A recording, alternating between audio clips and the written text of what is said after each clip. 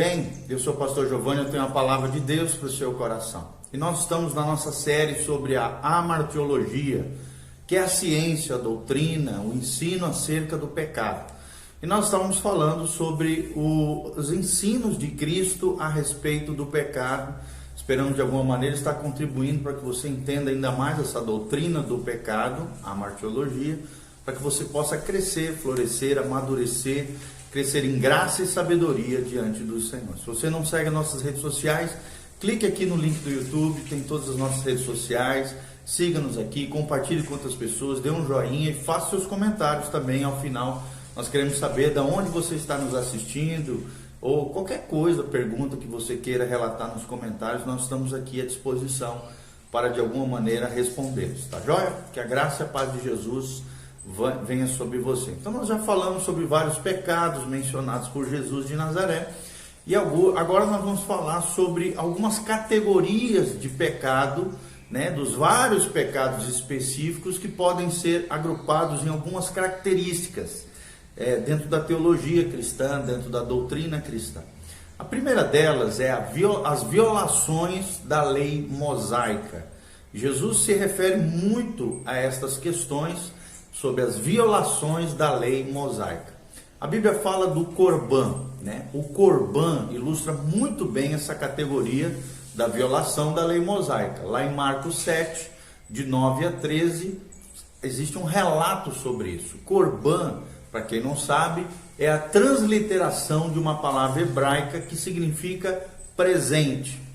Ou seja, se um filho declarava que a quantia necessária para sustentar seus pais era Corban, os escribas daquela época diziam que ele estava isento dessa obrigação de cuidar dos seus pais, algo que foi estabelecido, obviamente, pela lei divina, é uma promessa de Deus, e é uma obrigação, uma responsabilidade por parte dos filhos. Então, aparentemente, naquela época não estava de fato aquela pessoa obrigada a dedicar essa soma para o santuário, mas podia usá-la em benefício próprio, deixando bem claro aqui uma violação da lei mosaica, usando artimanhas humanas para de alguma maneira burlar, né, a lei de Deus. Foi mencionada por Jesus em Marcos 7, de 9 a 13. Jesus puxa a orelha, exorta, né, esse tipo de prática equivocada que nós vemos à luz da palavra de Deus.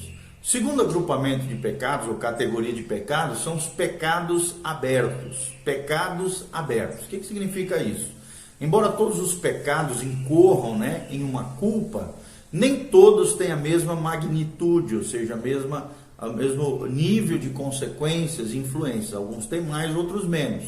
Alguns pecados realmente são mais graves do que outros, a nível de consequências, né, da abrangência do pecado. O Senhor afirmou que isso em seu ensino sobre a trave e o argueiro, né, a trave que tinha nos nossos olhos e o cisco no olho do irmão. Você pode observar isso em Mateus 7, de 1 a 5. E quando também Jesus disse que o pecado de Caifás, ao entregar Cristo às autoridades, era maior que o de Pilatos, relatado lá em João 19, versículo 11. Jesus menciona isso. Então, tem abrangências diferentes, tem consequências diferentes. Alguns pecados realmente são mais graves do que os outros, à luz da palavra de Deus. Alguns exemplos de pecados mais graves são os pecados da língua, por exemplo. Especialmente aqueles que desafiam as afirmações de Cristo. Você pode ver isso no Evangelho de Mateus 12, de 22 a 37. E também quando uma pessoa se opõe abertamente e rejeita os mensageiros de Deus, isso é algo muito grave do ponto de vista de Deus, está lá relatado em Mateus 21, de 33 a 46. Então, além das violações da lei mosaica, dos pecados abertos, surge uma terceira categoria de pecado mencionado por Cristo, que são as atitudes internas erradas. Atitudes internas erradas. O que é isso? São ações. As ações exteriores, amados, elas revelam as atitudes e o caráter interior das pessoas.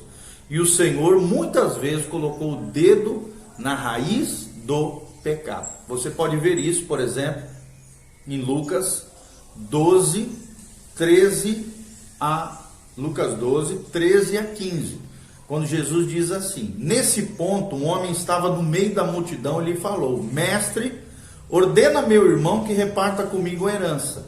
Mas Jesus lhe respondeu: homem, quem me constituiu juiz ou partidor entre vós?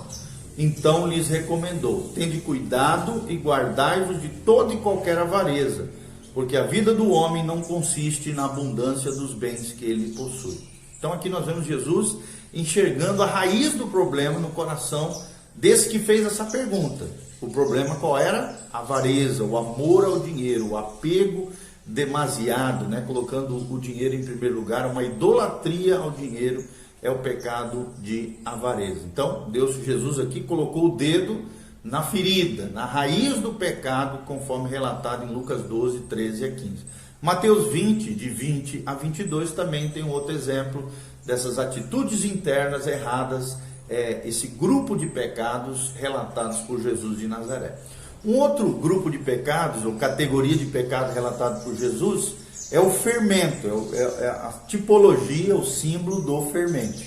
Em toda a Bíblia, amados, o fermento tipifica a presença da impureza e a presença do mal. Embora alguns entendam que Mateus 13, 33 seja uma exceção, pois ali o fermento indicaria o crescimento do reino por meio do poder do Evangelho. E é o que nós cremos também. Então, contudo, é inquestionável que, ao alertar sobre o fermento dos fariseus, dos saduceus e dos herodianos, Cristo estava se referindo a algo pecaminoso, algo ruim, algo maldoso. Em primeiro lugar, o fermento dos fariseus.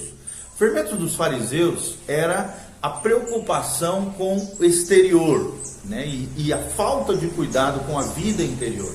Apesar de exteriormente, né, os fariseus parecerem justos, conforme Mateus 5:20, serem conhecedores da Escritura, conforme Mateus 23:2, e serem dizimistas fiéis, Lucas 18:12, fazerem jejuns, Mateus 9:14, e orações por várias vezes ao longo do dia, Lucas 18:11, em seu interior eles eram impuros, né, podres, apodrecidos. Jesus chama eles de sepulcros caiados, pintados brancos por dentro, por fora, mas apodrecidos por dentro. Nosso Senhor classificou o seu fermento, né, a sua doutrina, os seus ensinamentos equivocados como fermento com hipocrisia. É o que nós vemos relatado em Mateus 23:14, Marcos 8:15, Lucas 12:1 fala sobre o perigo do fermento dos fariseus. Outro fermento terrível que Jesus menciona é o fermento dos saduceus. Dos saduceus, que era uma outra seita judaica. O seu fermento, o fermento dos saduceus, era espalhar uma falsa doutrina. As suas crenças eram baseadas nos sentidos físicos, né, na materialidade, no mundo visível. Portanto, não acreditavam em nada sobrenatural, nada na existência dos anjos, nem na ressurreição. E o nosso Senhor não denunciou isso com tanta frequência, pois o ensino falso é mais aparente, por ser mais difícil de esconder. Mas também Jesus relata o perigo do fermento dos saduceus. Seriam hoje os ateus, o ceticismo, né, os céticos, aqueles que não acreditam em nada invisível, espiritual, sobrenatural, somente no mundo físico, material, visível, tá bom? Em terceiro lugar, o fermento dos herodianos. Herodianos era uma outra seita judaica, principalmente envolvida com a política. E quando Jesus menciona sobre esse fermento dos herodianos, ele diz do seu fermento, que o seu fermento era o secularismo e o mundanismo, muito presente nos dias atuais, infelizmente, né? Até no seio da igreja, no meio cristão. Então, sendo um partido político, os herodianos apoiavam Herodes e o governo romano, que lhes asseguravam poder, status, né, social, e poder e influência. Logo então buscavam empregar o poder mundano para promover fins, entre aspas, espirituais. E Cristo os alertou contra isso. Lá em Marcos 8:15, nós vemos esse relato de Jesus sobre esse assunto. Vou ler Marcos 8:15, nos fala o seguinte: preveniu-os Jesus dizendo: Vede e guardai-vos do fermento dos fariseus e do fermento de Herodes. Então é um cuidado que tem que ter sobre essa mistura, né, entre o político e o religioso, a fim de alcançar status social, posição, poder, autoridade, prestígio. São os mesmos pecados. Também é uma aparência exterior, é uma falsa doutrina, são métodos mundanos, tudo isso são facilmente encontrados em alguns grupos também hoje em dia, e o alerta do nosso Senhor a esse respeito continua relevante nos dias atuais, tá bom? Outra coisa muito importante, querido, alguma das origens do pecado, né, mencionados por Cristo e mencionados na palavra de Deus. Então, algumas das origens do pecado são, em primeiro lugar, Satanás. Satanás tem o pecado original, conforme nós aprendemos na palavra de Deus. Cristo, né, fala sobre isso. Cristo estava muito consciente do poder, do plano e do procedimento de Satanás. Alguns tentam, né, sugerir que o Senhor realmente não acreditava que Satanás era real, mas que procurava acomodar seus ensinamentos à ignorância das pessoas, o que é um equívoco quem pensa dessa maneira. No entanto, Jesus falou sim sobre Satanás em várias ocasiões e em que não havia necessidade de fazê-lo, mas mesmo assim Jesus faz, a menos que realmente acreditasse na existência dele. E é óbvio que Jesus sabia da existência de Satanás e menciona por várias vezes a existência do inimigo das nossas almas, o adversário, né, de Deus e dos cristãos, que é Satanás.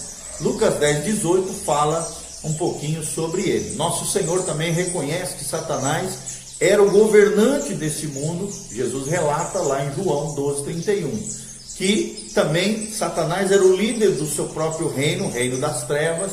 Jesus menciona isso em Mateus 12:26. Jesus menciona também que Satanás era o pai do povo rebelde, está mencionado lá em João 8:44. Também há uma menção de que Satanás é o pai da mentira, saiu da boca de Jesus, também em João, capítulo 8, versículo 44. Também Jesus menciona que o maligno se opõe à aceitação do evangelho, lá em Mateus 13:19. E também a Bíblia Sagrada ensina que o inimigo, né, através da boca de Jesus, é o inimigo que semeia joio em meio à boa semente, também falado por Jesus em Mateus 13:39. Portanto, aquele que usa as pessoas para que façam o que ele deseja é Satanás, o inimigo mortal do crente, o inimigo das nossas almas, aquele que veio para roubar, matar e destruir, conforme nos ensina a palavra de Deus, principalmente nos ensinos de Jesus. Outra origem do pecado é o mundo, o cosmos, né? Esse sistema mundial contrário aos princípios e valores do reino de Deus. O mundo de Satanás, né, controlado por Satanás, o mundo que jaz do maligno, está em oposição ao povo de Deus e promove os propósitos de quem? Do seu líder mor, que é o próprio Satanás. Então, quando alguém se conforma, né, se molda, se ajusta e se deixa influenciar por esse sistema mundano, ele acaba sendo uma fonte de pecado na sua vida e influenciando negativamente outras pessoas. É o que diz João 15:18-19. Presta atenção o que diz João 15:18-19. A Bíblia Sagrada diz: se o mundo vos odeia, sabei que primeiro do que a vós outros me odiou a mim. Jesus relatando aqui: se vós fosseis do mundo, o mundo amaria o que era seu. Como todavia não sois do mundo, pelo contrário, dele vos escolhi, Jesus falando aqui, por isso o mundo vos odeia. Então o mundo odeia os cristãos. O mundo sem Deus, desse sistema mundial, formado pela mídia, educação, sociedade, todas as esferas da sociedade que foram dominadas, que são governadas e manipuladas por Satanás, são contrárias aos cristãos, são contrárias aos filhos de Deus. É o que relata aqui João 15:18-19. Outra origem do pecado mencionado por Jesus na palavra de Deus é o coração. O Senhor frequentemente enfatiza que a atitude exterior de uma pessoa reflete aquilo que está no seu coração. Está lá em Mateus 15:19. Outra coisa muito importante que Jesus ensina é a universalidade do pecado. O Senhor Jesus afirmou como uma declaração direta que somente Deus é bom e que nenhum ser humano pode ser considerado bom, conforme Mateus 19:17. Todos nós somos pecadores, Romanos 3:23 fala sobre isso. Ele também, Jesus declarou que seus discípulos escolhidos eram maus, está lá em Lucas 11:13, embora reconhecesse que eram capazes de fazer coisas boas.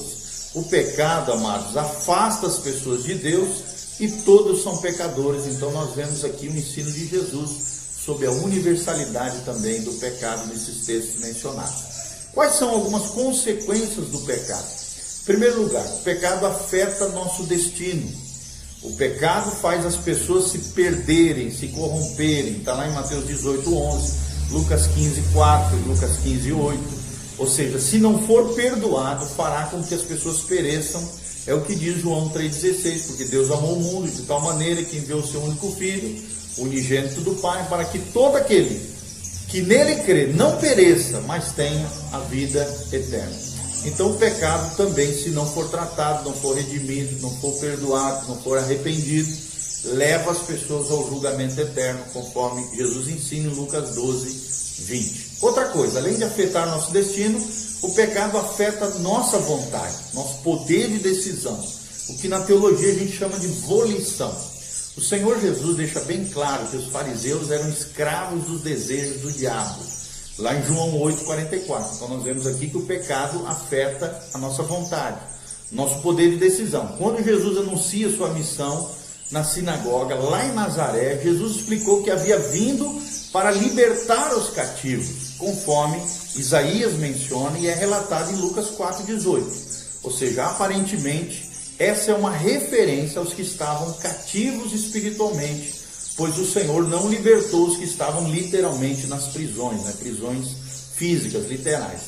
Poderia ter feito isso até com João Batista, mas não o fez. Então está falando de prisões espirituais, o pecado afetando o coração e a decisão e a vontade das pessoas. Em terceiro lugar, o pecado afeta o nosso corpo.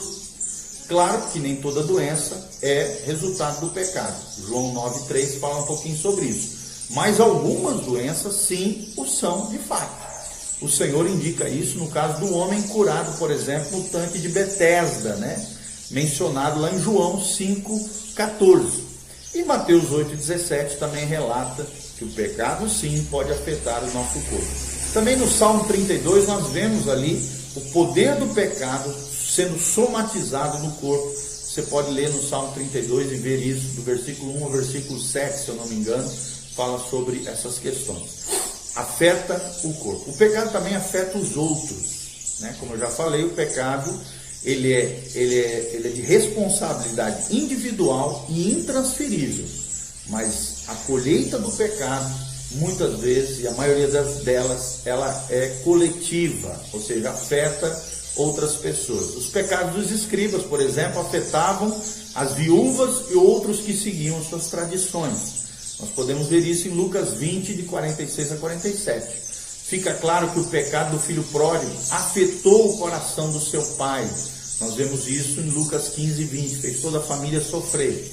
Além disso, todos os pecados que o Senhor mencionou lá, por exemplo, no Sermão do Monte, tem efeito sim sobre outras pessoas, é o que nós podemos ver lá no Sermão do Monte. Ou seja, ninguém pode pecar totalmente isolado, como se fosse uma ilha isolada, até porque nós estamos interligados afetivamente e relacionalmente com outras pessoas. Então ninguém pode pecar totalmente isolado, vai afetar sim outras pessoas, ok?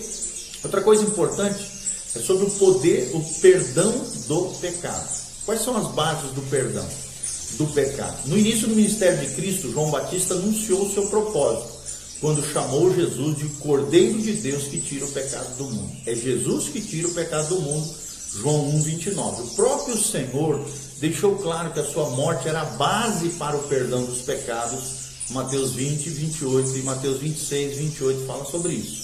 Quais são as consequências do perdão? As pessoas perdoadas, amados, deveriam, por sua vez, perdoar também o próximo. A mesma graça recebida precisa ser estendida a outras pessoas.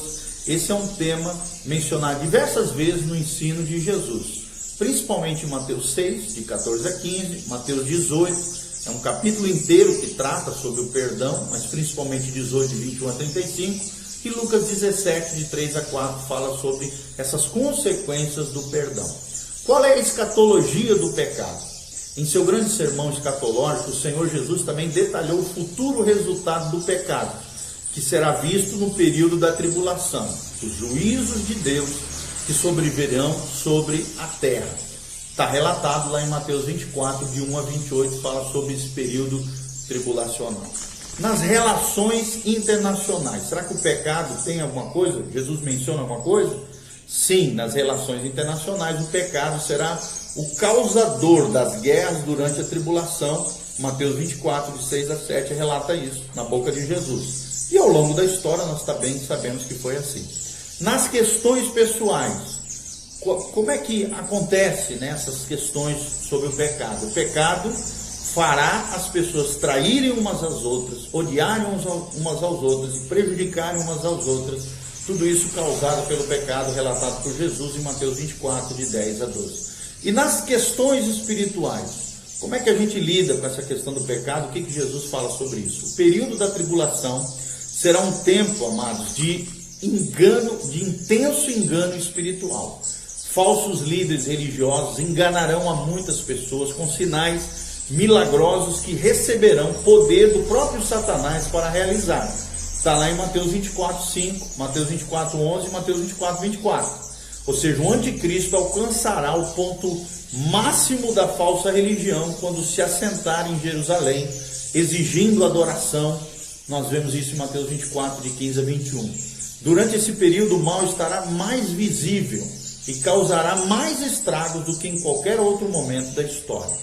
Em resumo, todo esse ensino do nosso Senhor Jesus cobria muitos aspectos do pecado, enfatizando tanto a variedade quanto os detalhes do pecado. Jesus fala muito sobre o pecado, da importância de se pregar contra o pecado, a favor do pecador para que se arrependa, mas contra o pecado, assim como Jesus o fez. Então Jesus sempre ressaltou a responsabilidade pessoal do homem em relação ao pecado, e o seu ensino, o ensino de Jesus, tratava das ramificações práticas do pecado na vida das pessoas. Então lembre-se do nosso versículo sobre essa série dos ensinos de Cristo a respeito do pecado. O salário do pecado é a morte, mas o dom gratuito de Deus é a vida eterna em Cristo Jesus, o nosso Senhor. Lute contra o pecado, triunfe sobre ele, vença no Senhor Jesus e no poder do Espírito Santo sobre todo e qualquer pecado, se arrependendo, se quebrantando, confessando, abandonando, em nome de Jesus, o nosso Senhor. Clique aqui, siga-nos nas redes sociais. Se você quiser semear na nossa vida, aqui você faz isso. Amém? Paz.